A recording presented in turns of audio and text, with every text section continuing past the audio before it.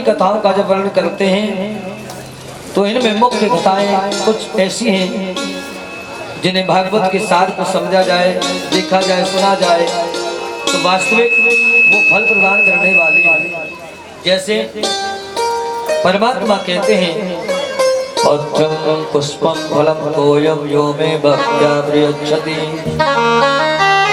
यदि भक्त पत्र पुष्प यथा अक्षत इत्यादि जो कुछ भी लेकर के अर्पित करता है वह सभी भक्ति के बिना अधूरे हैं। यदि भाव हो, भक्ति हो तो वही सब भावक के रूप से परमात्मा को प्राप्त करा देते हैं। श्री सुखदेव ने कहा राजन, अनन्य गाथाओं में यदु और का प्रसंग प्रादुर्भाव होता है। यहाँ दत्तात्रेय के 24 गुरु हुए। आपने देखा होगा दत्तात्रेय ने 24 गुरु क्यों बनाए? कथा इसमें देखिए, कथाएं तो बहुत हैं अभी, पर मुख्य कथाओं में देखा जाए तो दत्तात्रेय के गुरु की उपमा दी जाए। जीव का एक गुरु होता है। गुरु बिन भवनिध तरहिन कोई, चहु बिरंज शंकर बंद हो गड़ पर पदम परागा, सरच सवास सरस अनुरागा। गुरु एक होता है ना, परंतु दत्तात्रेय ने 24 गुरु क्यों बनाए? इसका कारण दत्तात्रेय कहना चाहते हैं कि जब तक मन की अशांति रहे तब तक दीक्षा मंत्र भी प्रभावदायी नहीं होता।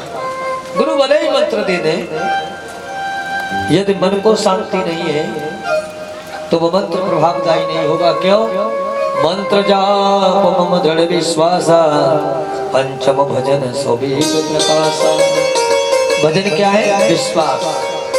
हम गुरु की बात पर विश्वास नहीं करेंगे तब तक मंत्र प्रभावी नहीं हो सकता। गुरु चाहे 10 मंत्र दे दे, 1 मंत्र दे दे। ऐसे ही दत्तात्रेय कहना चाहते हैं कि जिस बात से जीव को कल्याण होता हो, शांति प्राप्त होती हो, मान लीजिए आपने कोई बात सुनी और उस बात ने हृदय में घर कर लिया, उससे तुम्हारा कल्याण हो गया, तो वही गुरु की उपमा है। पहला गुरु माता, दूसरा पिता, तीसरा आचार्य, फिर संस्कार देने वाला, शिक्षा देने वाला गुरु। कहने का तात्पर्य पंचम भाव में आता है दीक्षा गुरु। 5वां पंचम भजन सुवेद प्रकाशा। भगवान कहते 5वें स्वरूप में, 5वें रूप में मैं स्वयं जीव पर कृपा करता हूँ, तब उसे दीक्षा प्राप्त होती है। तो जिस बात से हमारा कल्याण होता हो वही गुरु की उपमा है। हम जीवन में सुधरने का जहाँ अवसर प्राप्त करते हो और कोई मार्ग प्रेरित करता हो तो वो गुरु की उपाधि है। जल को बनाया, अग्नि को बनाया, कपोत को बनाया। जल का महत्व है, अग्नि पर जब रखोगे तो अपने तत्व को भूल जाता है। जल का एक महत्व है, अग्नि पर रखोगे तो भूल जाता है, पर जल की विशेषता है कि अग्नि से हटा करके जब रख दोगे तो पुनः वो अपने गुण में ही आ जाता है, यानी कि अपने शीतलता को पुनः धारण कर लेता है। तो दत्तात्रेय कहना चाहते हैं कि यदि हम किसी संसार के तत्व को पकड़े, हम भले ही उस रंग में रंगने की चेष्टा करें, रंग भी जाए, पर सिद्धांत को ना भूलें, यानी पुनः अपने मानव धर्म पर आ जाए। यही जल का सिद्धांत है। गणिका को बनाया, गणिका वासना आसक्त तो नहीं होती, याद रखना।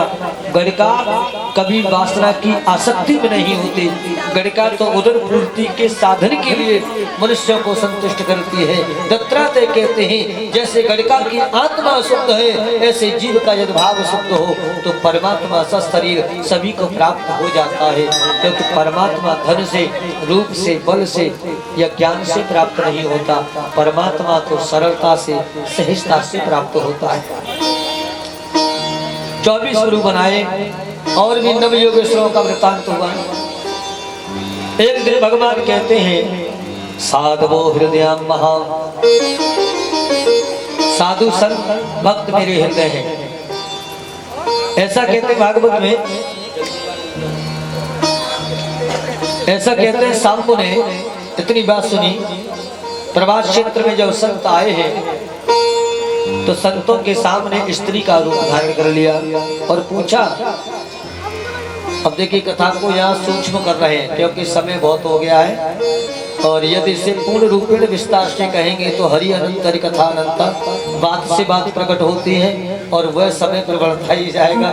इसलिए ठाकुर जी का चाहे एक नाम पुकारो चाहे 10 पुकारो, है ठाकुर जी का ही नाम। इसलिए सूक्ष्म से कथा को यहाँ सार कहते हुए इतना कहेंगे कि भगवान श्री कृष्ण ने जैसे कहा सांब ने संतों का अपमान कर दिया। कृष्ण के पुत्रों ने कहा ये बताओ पुत्र होगा या पुत्री, नारी का वेश बना के सांब पहुंचे। भक्त का अपमान कभी मत करना। क्यों? यदि सम्मान करना जानते हो तो अच्छी बातें करो, नहीं आता है तो अपमान भी मत करो, क्योंकि हमारे अधिकार में नहीं है। भाई हम किसी को जीवन दान करें, ये हमारा धर्म, किसी के प्राणों को ना लें, क्योंकि ये हमारे अधिकार में नहीं है साहब। हम मनुष्य हैं, जीव। सिद्धांत से देखा जाए अकल दी सकल दी दे दिया कुल जहां। ठाकुर ने मानव ही क्यों बनाया? अकल सकल क्यों दी? इसलिए दी कि हम अपने ठाकुर जी की सेवा करते हुए धर्म का निर्वाह कर सके। अरे वो चाहता तो गधा बना देता, पशु बना देता, जीव जंतु बना देता, अरे कंकड़ पत्थर कुछ भी बना सकता था, पेड़ पौध बना सकता था साहब। पेड़ भी नहीं बनाया, किसी पौधे में हमें नहीं डाला, कंकड़ पत्थर में नहीं डाला, तीर्थों में कोई जल प्रवाह में नहीं डाला, हमें बनाया तो मनुष्य। क्यों? मनुष्य को इतनी पावर है। कर्म करे आदमी तो भाग्य बदल सकता है, कर्म करे आदमी तो भाग्य बदल सकता है, कर्म के आधार से ईश्वर ही मिलता है। कर्म यदि करे, कर्म ही पूजा है, कर्म यदि करे तो भाग्य बदल सकता है, कर्म के आधार से ईश्वर ही मिलता है। भगवान कहते हैं देव देव आलसी पुकारा, कादर मन को एक आधारा।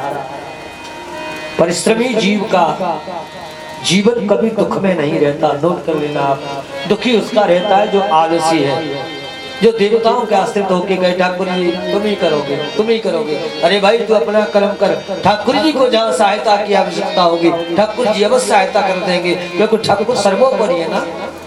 देव देवालसी पुकारा, कादर मन कहो एक आधारा।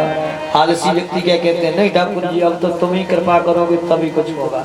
ठाकुर जी कहते हैं इतना बुद्धिमान मैंने तुझे बनाया, फिर भी विफल होता है तो कोई बात नहीं, इससे व्यर्था गवाए तो मैं क्या करूं। अरे व्यर्थ जीवन बिता रहा है तो तेरी इच्छा है, याद रखिएगा अनुभवी और परिश्रमी का साथ परमात्मा देता है।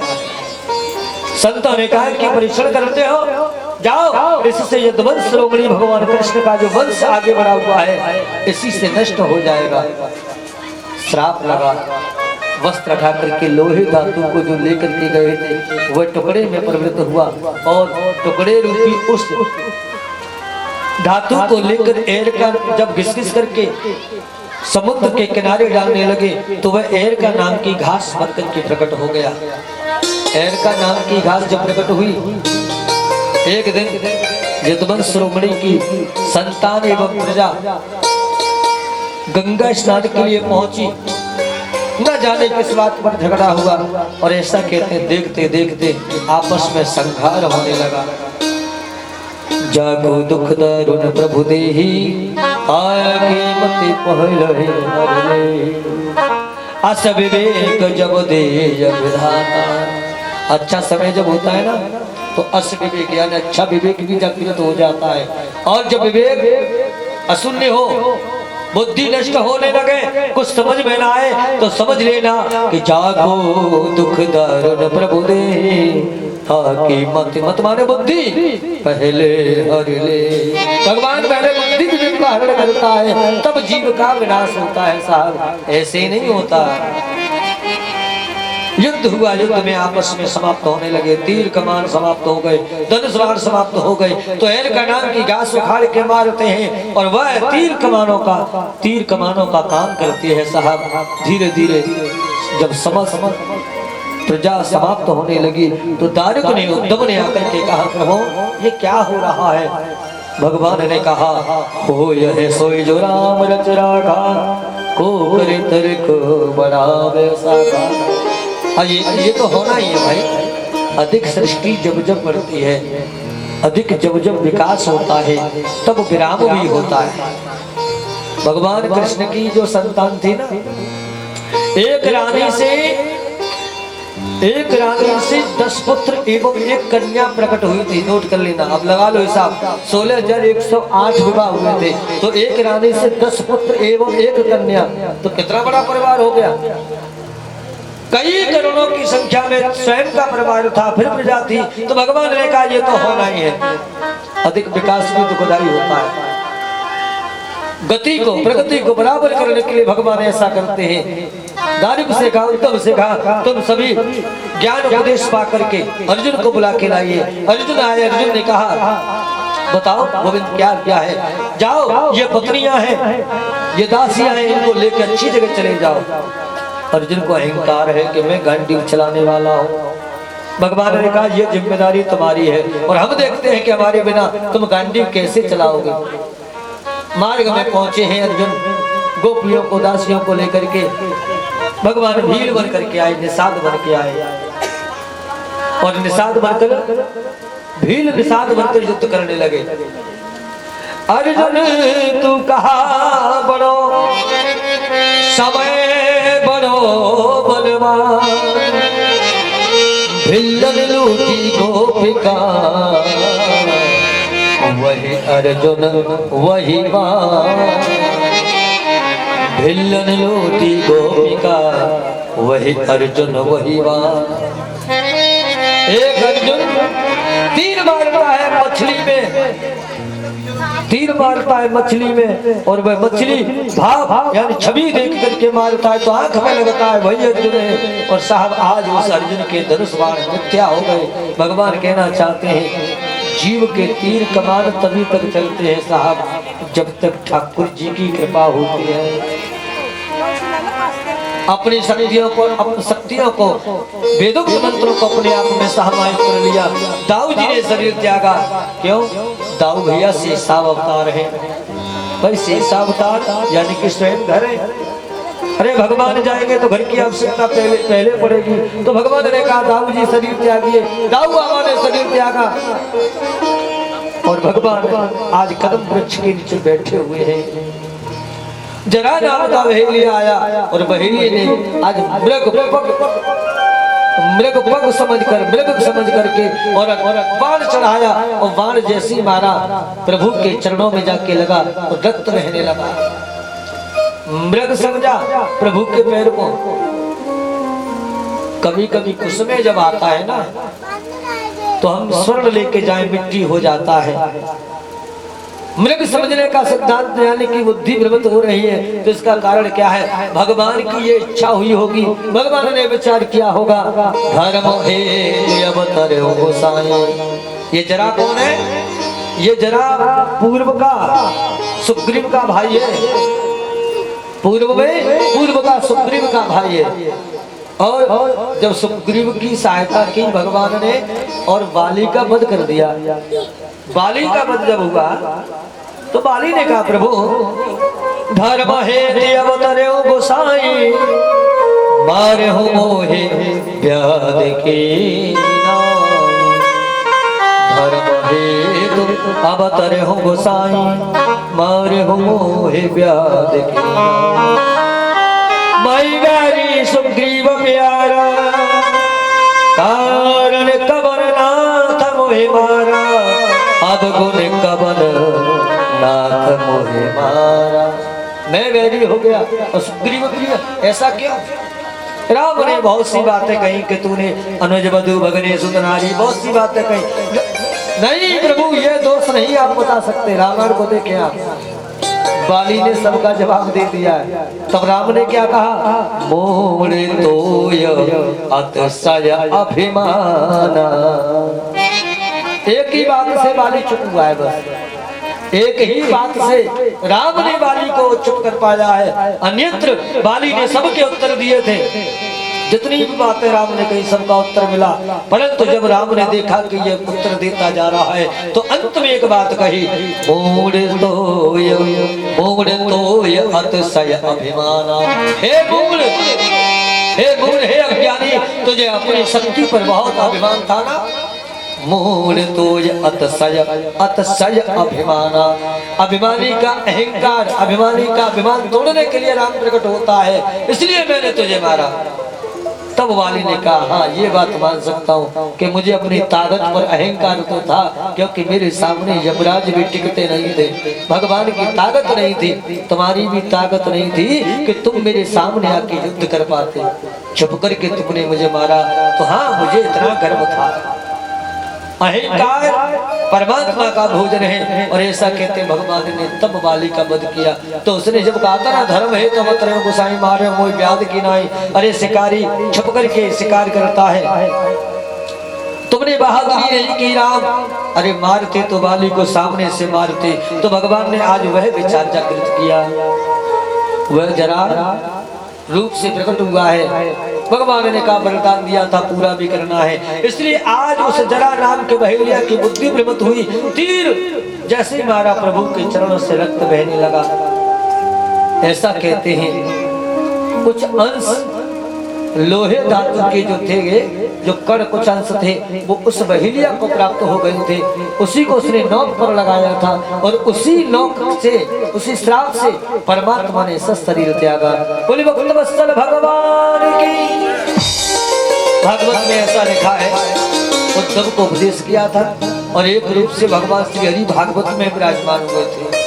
भागवत मंत्र में लिखा है श्रीमद् भागवतम शास्त्रम, क्लियर लिखा है भगवान कहाँ है, भगवान भागवत में है। श्रीमद् भागवतम शास्त्रम प्रत्यक्ष कृष्ण एव हि, श्रीमद् भागवतम शास्त्रम प्रत्यक्ष कृष्ण एव हि, श्रीमद् भागवतो भयम प्रत्यक्ष कृष्ण एव हि।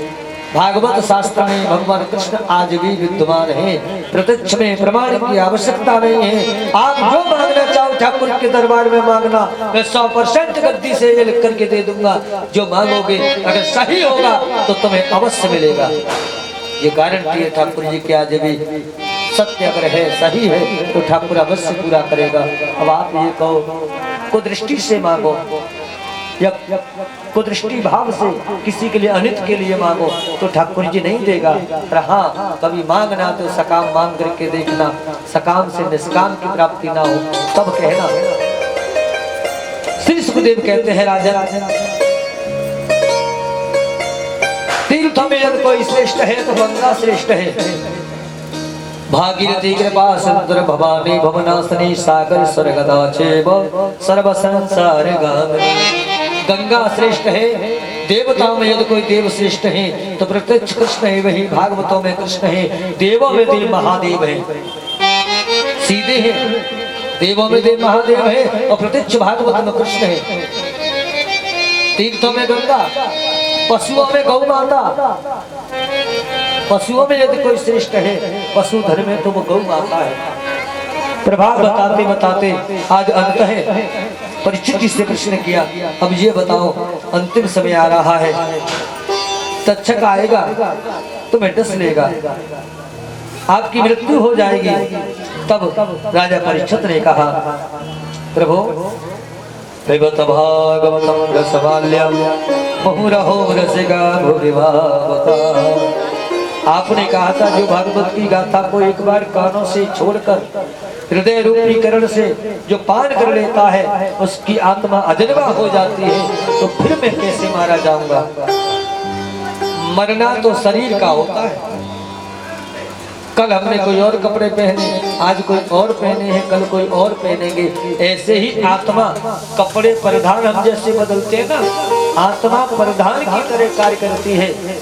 आत्मा को अजन्मा कहा गया है। अग्नि जला नहीं सकती, वायु उड़ा के ले जा नहीं सकती, जल भिगो नहीं सकता।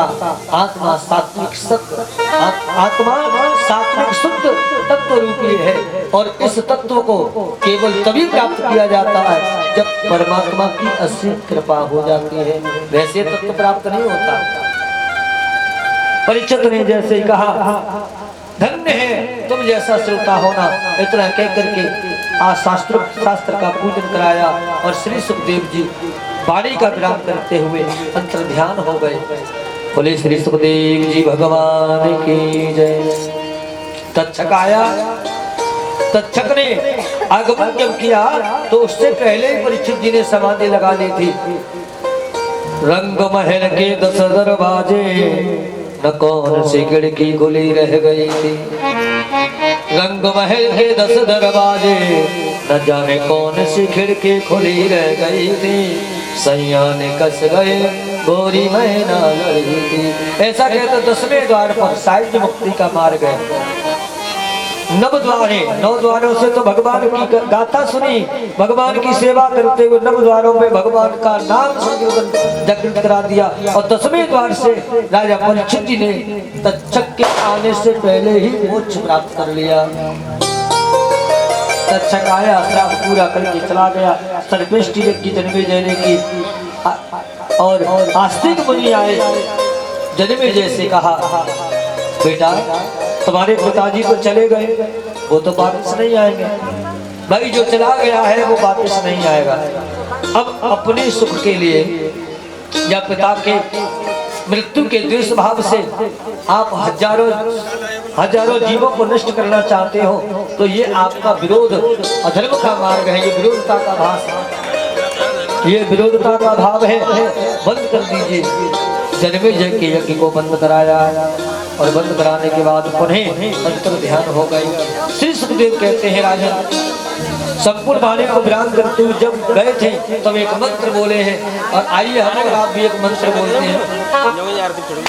सौनकादि ऋषि श्री सूर्य जी से वार्ता करते हुए विराम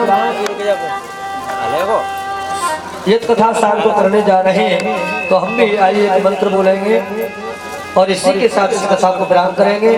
सप्तम दिवस में यदि कोई त्रुटि हुई हो हमसे, ब्राह्मण से, आचार्य से, ब्राह्मणों से, हमसे या हमारे इन सभी मित्र बंधुओं से, तो अपराधी सहस्त्राणी क्रियंत्र संबला ठाकुर जी का सेवक समझ के आप भाव रूपी क्षमा दान कर सकते हैं। और व्यासपीठ से हम इतना ही कहेंगे, आप सभी के लिए बहुत बहुत साधुवाद, बहुत बहुत धन्यवाद। आप जहाँ भी रहें ठाकुर की कृपा बनी रहे। हर देश में, हर वेश में, परवेश में रहें। राधा रमण राधा रमण राधा रमण कहें। कामना है ठाकुर जी की कृपा ऐसे निरंतर आपके जीवन में होती रहे। जिन भक्तों ने सहयोग किया उनके लिए साधुवाद, नहीं किया उनके लिए बहुत बहुत साधुवाद। जिन्होंने कथा सुनी उनके लिए साधुवाद, नहीं सुनी उनके लिए बहुत बहुत बहुत साधुवाद। और मैं यहाँ तक कह दूं, कथाओं के स्वभाव को पूर्ण ग्रहण करना श्री सुखदेव के वश में थी, अन्यत्र हमारे तुम्हारे पास नहीं है। क्योंकि अवधि समय की एक निश्चित होती है और ठाकुर जी का नाम समय संबोधित नहीं करता, पर हमें तुम्हें करना पड़ता है। इसलिए यदि कथाओं में यदि कोई साथ रह गया हो तो अगली बार कभी आएंगे तो आप हमें बताना। हम उस मार्ग से यहाँ जो छोड़ रहे हैं ना, इन कथाओं को जो छोड़ रहे हैं यहीं से वहाँ प्रारंभ कर देंगे। चिंता मत करना, बस केवल बता देना, ठीक है कि नहीं? आप सभी ध्यान रखिएगा। मोकम करो दिवाचालम पंकम लेकर यद करवा तब हम बंदे परमानंद माधवम। हमारी कोई सामर्थ्य नहीं।